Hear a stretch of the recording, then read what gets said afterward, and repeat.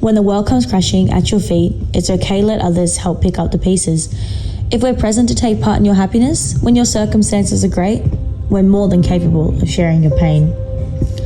It's 2004 and Elizabeth Eddy, who goes by Ellis for the sole purpose of being contrary, is enduring a conventional university life. She's incredibly bright and attempting a degree in dentistry, although she is struggling to be motivated by the future this promises her. Throughout her childhood, her parents were always away on business or too focused by their own social profiles to pay much attention to her beneath the surface. All that matters to them was that their parental resume was good. Her grades, her sporting achievements, the leadership positions. Lacking any emotional intelligence, they were and still are ill-equipped to detect any mental health hardships challenging their only child. As long as the normal boxes remained ticked, their job was being executed correctly and their profiles looked good. Therefore, it's no surprise that her disorder went unnoticed throughout her formative years, and she never questioned who she really is.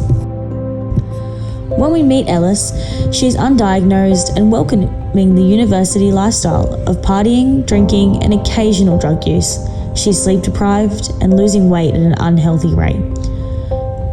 Festering and stockpiling her emotions in the shadows, aided by illicit substances, all while acting as though she all had it all together. In her eyes, this lifestyle is completely normal. Everyone else is doing it, so why be concerned? If she keeps up her grades, what's the problem with completing an assessment the night before?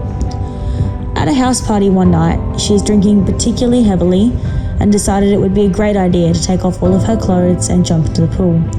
The partygoers follow suit, and of course she feels alive, limitless, until she slowly regains awareness later in the night with a stranger on top of her holding her down. Her body, foreign to her, and adapting a mental state more frightening than ever. Ellis was completely manic. For 2 years, she endures rapid cycling hypomania. She is convinced she's the one to blame. She was drunk. She was wearing next to nothing. She was acting too easy. This thought process was so normalized amongst her cohort.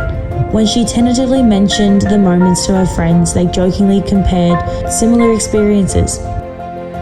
2 years later, she is diagnosed with rapid cycling bipolar 2. However, she remains unconvinced that the events of that night were not her fault, and questions whether she had given consent without realizing. In 2006, amidst the Me Too movement, Ellis pursues a support group and finally learns she is not alone. She finds ways to cope with her disorder and how to maintain stability and control. She discovers that women with bipolar and schizophrenia are 4 times more likely to experience violent sexual assault, and that her bipolar disorder can impact her ability to stay reality-based, leading to risk-taking behaviors and hypersexuality. During this time, she establishes integral friendships and relationships for the first time, however, continues to struggle with letting people in, terrified that they will deem her disorder a burden. Her enlightenment drives her to investigate her rape and start a conversation with her newfound community. Her case is taken on pro bono after being heavily publicized in the media. The case of how is the complicated issue of consent further defined and established in a case when mental illness and hypersexuality is at play. However, as a result, she becomes a target of overly privileged university boys desperate for her silence. Despite their parents' willingness to supply plentiful sums of money to make the case evaporate, Ellis stands her ground.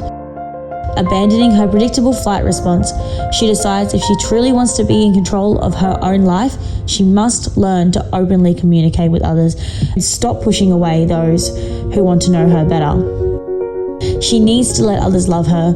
Ellis desperately wants others to feel empowered and to seek resources and support, so she utilizes the attention earned from her case to launch the brand directed at education.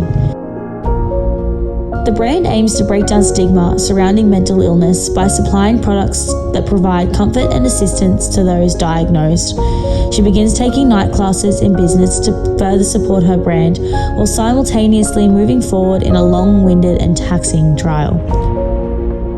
The moral of the story is that in finally exploring who she really is, Ellis learns to be strong, independent, and stand up for herself and others like her.